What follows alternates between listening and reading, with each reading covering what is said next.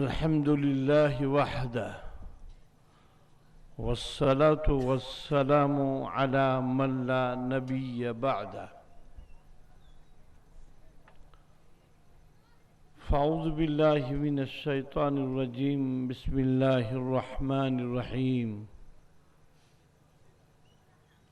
واعتصموا بحبل الله جميعا ولا تفرقوا صدر محترم، دیگر آئے ہوئے معزز مہمانان کرام اور صوبہ مہاراشٹر کے کونے کونے سے آئے ہوئے تمام ساتھیوں، آج ہم بیڑ کی سرزمین پر نبیر شیخ الاسلام حضرت مولانا سید ارشد مدنی حفظہ اللہ کا خطاب سننے جمع ہوئے ہیں،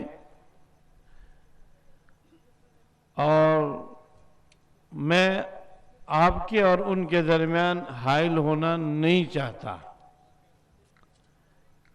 صرف ایک ہی بات کہ آپ حضرات نے جو کوشش کی اور شہر بیڑ کی اور مہاراشٹر جمعیت کے خدام کو میں مبارکباد دیتا ہوں کہ آپ کی کاوش، آپ کی کوشش کامیاب رہی، اور ٹھاٹھے مارتا ہوا سمندر، انسانوں کا سمندر ہمارے سامنے موجود ہے۔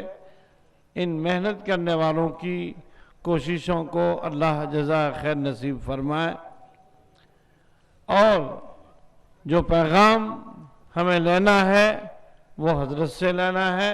میں حضرت سے گزارش کروں گا کہ وہ اپنے وقی کلمات سے ہمیں نوازے۔ وما توفیق الا باللہ۔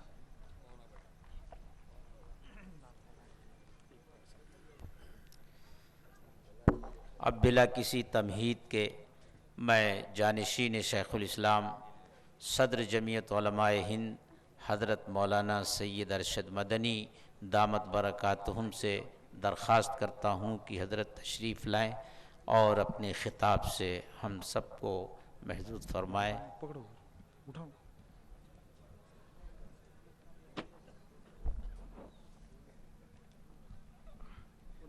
وہ لے کر آؤ نا، کیا یہ مائک دیکھو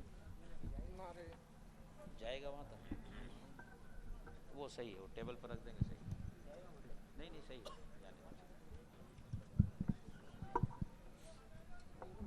ارے اس کو نیچے کر دو، یہ اتار دو نیچے کر دو۔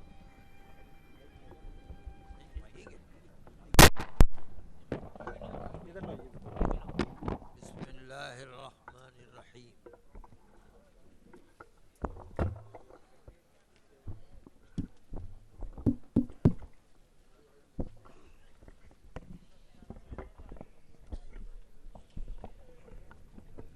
الحمد للہ نحمده ونستعینه ونستغفره ونؤمن به ونتوکل علیہ ونعوذ باللہ من شرور انفسنا ومن سیئات اعمالنا، من يهده الله فلا مضل له ومن يضلله فلا هادي له، ونشهد أن لا إله إلا الله وحده لا شريك له، ونشهد أن سيدنا ومولانا محمدا عبده ورسوله، أما بعد،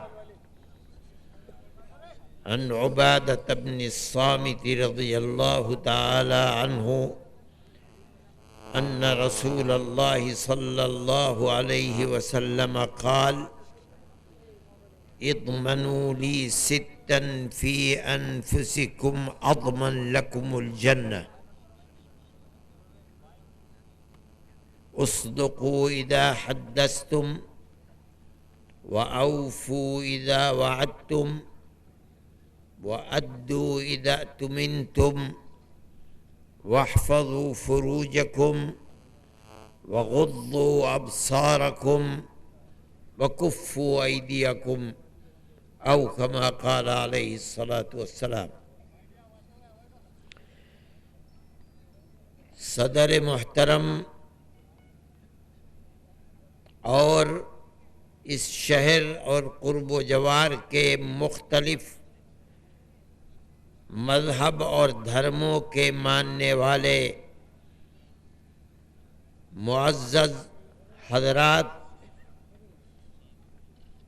شہر کے لیڈر حضرات، جمعیت علماء ہند کے ورکرز اور دور و دراز سے آئے ہوئے مہمانان کرام،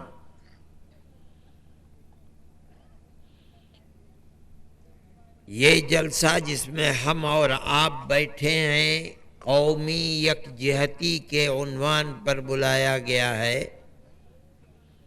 جمعیت علماء ہند کی یہ ایک تحریک ہے۔ میں نے اسی سے متعلق ایک حدیث پڑھی ہے، جناب حضرت محمد صلی اللہ علیہ وسلم کا فرمان ہے، اور اس کے بعد میں چند منٹ اس حدیث کے بارے میں کچھ کہہ کر کے، چونکہ وقت کم ہے اس لیے مختصر انداز میں کہہ کر پھر ملک کے موجودہ حالات پر جمعیت علماء ہند کا کیا کردار ہے اور وہ آپ کو کیا پیغام دینا چاہتی ہے وہ آپ کے سامنے رکھوں گا۔ سب سے پہلی چیز جو میں نے پیش کی ہے، ہمارے آقا حضرت محمد صلی اللہ علیہ وسلم نے فرمایا ہے کہ اے مسلمانوں، تم اپنی زندگی میں ان 6 چیزوں کو پیدا کر لو۔ مجھے یقین دلا دو، میں تمہیں دنیا میں رہتے ہوئے موت کے بعد جنت کی ضمانت دیتا ہوں۔ شرط یہ ہے کہ تم اپنا جیون اس دنیا میں گزارو تو میں تمہیں 6 چیزوں کی شکشا دیتا ہوں، تعلیم دیتا ہوں، تم ان کو اپنی زندگی میں اتار لو۔ اگر اتار لو گے تو میں تمہیں جنت کی ضمانت دیتا ہوں۔ سب سے پہلی چیز فرماتے ہیں اصدقوا اذا حدثتم۔ مسلمان اپنے کردار کو دیکھے کہ رسول اللہ کی اس تعلیم کے اوپر اس کی زندگی کتنی ہے، اور اس سے یہ بھی روشنی پڑتی ہے کہ اسلام مذہب کی بنیادی تعلیمات کیا ہیں۔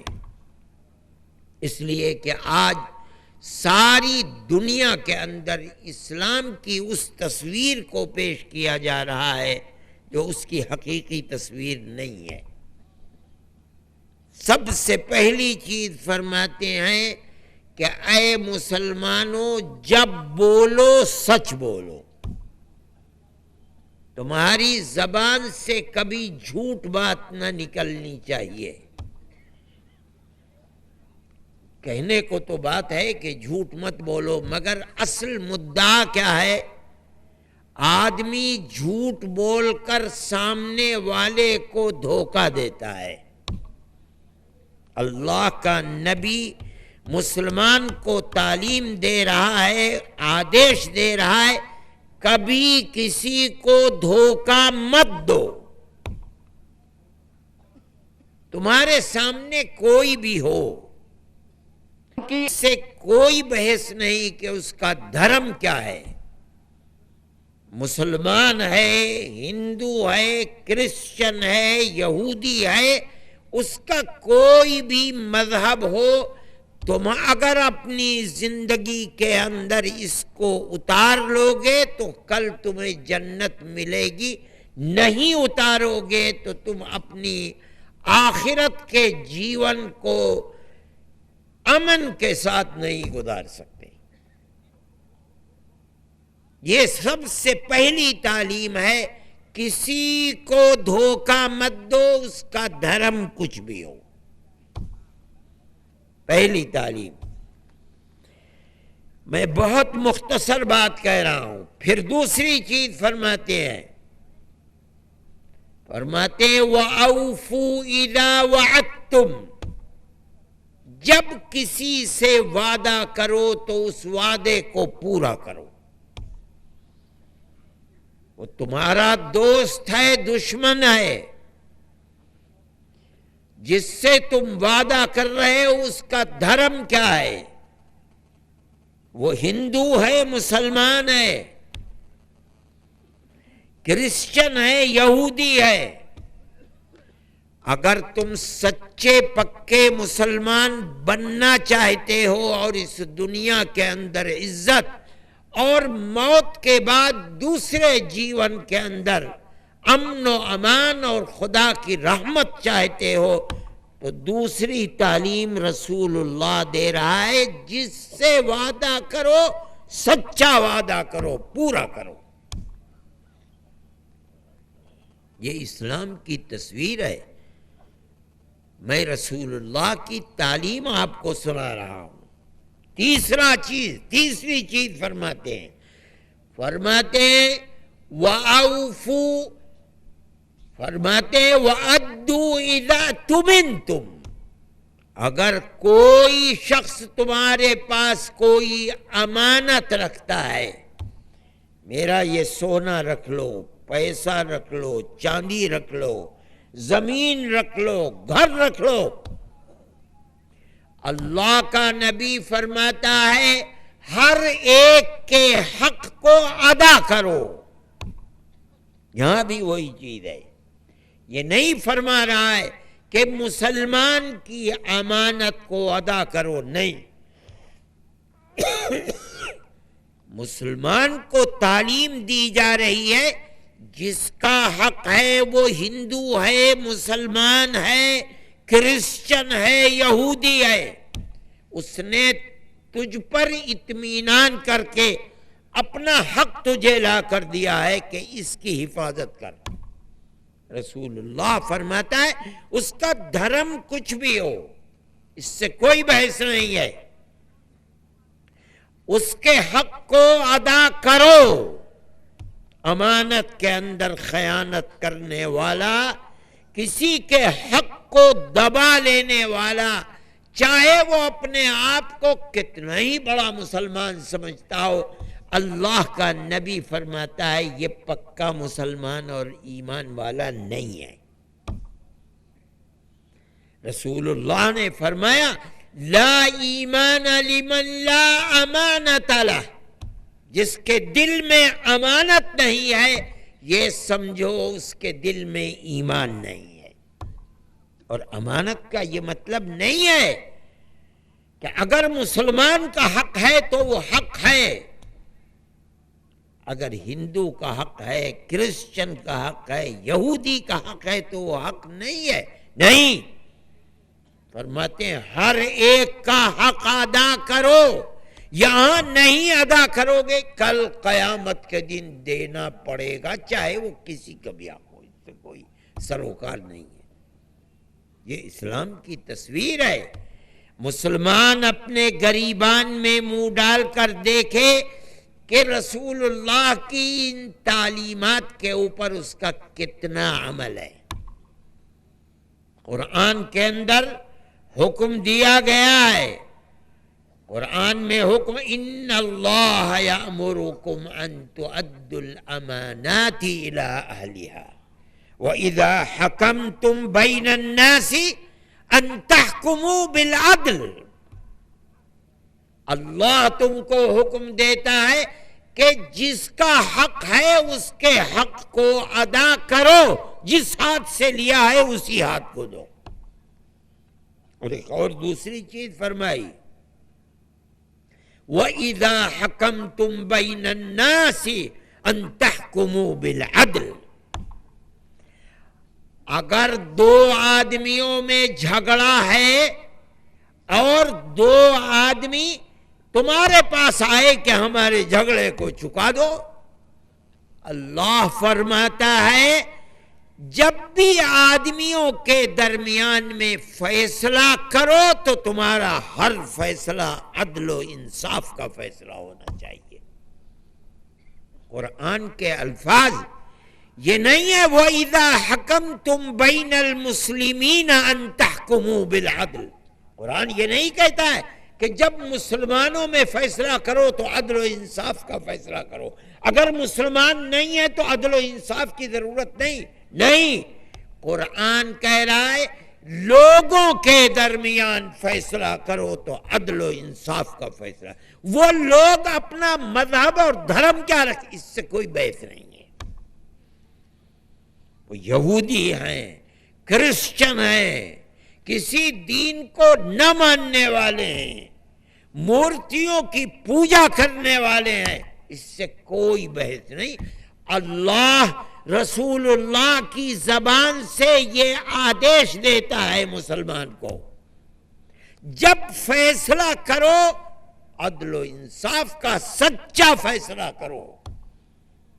اگر فیصلہ غلط دیا، کسی کے پکش میں فیصلہ دیا، تو قرآن کی تعلیم یہ ہے کتنی ہی نماز پڑھتا ہو، کیسے ہی روزے رکھتا ہو، کتنے ہی حج کرتا ہو، اگر وہ دھوکہ دیتا ہے، وعدہ خلافی کرتا ہے، امانت میں خیانت کرتا ہے، عدل و انصاف نہیں کرتا، وہ کچھ بھی کرتا ہو مگر سچا پکا مسلمان نہیں ہوگا۔ اور آخر میں فرماتے ہیں وَكُفُّوا أَيْدِيَكُمْ، ظلم کرنے سے اپنے ہاتھوں کو روکو۔ اس کا مطلب کیا ہے؟ ظلم کسی پر نہیں کیا جائے گا جو دنیا میں مجھے رسول اللہ مانتا ہے، اللہ کا نبی یہ فرماتا ہے، جو دنیا میں اللہ کے دین اسلام کو ماننے والا ہے کسی پر ظلم نہیں کرے گا، اور اگر ظلم کرے گا تو اس دنیا میں سزا بھگتے نہ بھگتے، اس لیے کہ دنیا بدلے کی جگہ نہیں ہے، یہاں تو قاتل قتل کرتا ہے اور دنیا سر کے اوپر بیٹھالتی ہے، اقتدار کی کرسی پر بیٹھتا ہے، وزیر بنتا ہے، اس لیے کہ دنیا بدلے کی جگہ نہیں ہے، بدلے کی جگہ دوسری دنیا ہے جہاں انسان کو موت کے بعد جانا ہے۔ اللہ کا نبی فرماتا ہے الظلم ظلمات یوم القیامہ، ظلم قیامت کے دن ایک اندھیرا نہیں، اندھیرے بن کر سامنے آئے گی۔ کیا مطلب؟ طرح طرح کی دکھ اور شدتوں کا سامنا ایک ظلم کے بدلے، اور جو انسان رات اور دن ظلم کرتا ہے اس کی جیون کیسے ہوگا؟ انسان ہی نہیں، اگر جانور پر بھی ظلم کرتا ہے تو ظلم ہی ہے۔ کتے اور بلی پر ظلم کی اجازت نہ قرآن نے دی ہے نہ رسول اللہ نے دی ہے۔ حدیث کے اندر آتا ہے کہ ایک بڑھیا نے بلی کو باندھ کر رکھ لیا، نہ کھانا دیا کہ وہ پیٹ بھر لیتی، نہ چھوڑا کہ وہ خود اپنے کھانے کا بندوبست کر لیتی۔ بلی، اللہ کا نبی فرماتا ہے کہ موت کے بعد اللہ نے اس بڑھیا کو عذاب میں مبتلا کیا۔ جو دین ایک بلی پر ظلم کو ظلم کہتا ہے، وہ ایک انسان پر ظلم کو کیسے ظلم نہیں کہے گا؟ اس انسان کا دھرم کچھ بھی ہو، انسانیت کا جنازہ نہیں نکالا جا سکتا۔ اور حدیث میں آتا ہے کہ ایک گناہگار عورت، بدکار عورت، اس نے دیکھا کہ ایک کتا سسک رہا ہے، مر رہا ہے پیاس کی وجہ سے۔ اللہ کا نبی فرماتا ہے پانی کنویں میں تھا، اس نے اپنی اوڑھنی سے اپنے جوتے کو باندھا اور لٹکا کر کے جو اس میں پانی چلو 2 چلو آیا یا قطرے 10 قطرے، وہ اس مرتے ہوئے کتے کے منہ میں ڈالے، اللہ نے اس کی زندگی کے سارے گناہوں کو معاف کر دیا۔ یہ اسلام کی تصویر ہے۔ مسلمان اپنے گریبان میں منہ ڈال کر دیکھے۔ میں یہ کہتا ہوں، میں نے یہ حدیث اس لیے پڑھی تھی کہ یہ تصویر ہے اسلام کی، اور مسلمان بہت سے ایسے بھی ہیں جو اس کے اوپر کھڑے نہیں اترتے، لیکن ایسے بھی ہیں جو اس کے اوپر کھڑے اتریں گے۔ اسلام یہ چاہتا ہے کہ دنیا میں جہاں رہے امن و ایمان کے ساتھ رہے، عدل و انصاف کے ساتھ رہے، اور اگر وہ نہیں رہتا تو اس کا مطلب یہ ہے کہ وہ سچا پکا مسلمان نہیں ہے۔ اب میں جاتا ہوں دوسری طرف۔ اسلام اس ملک کے اندر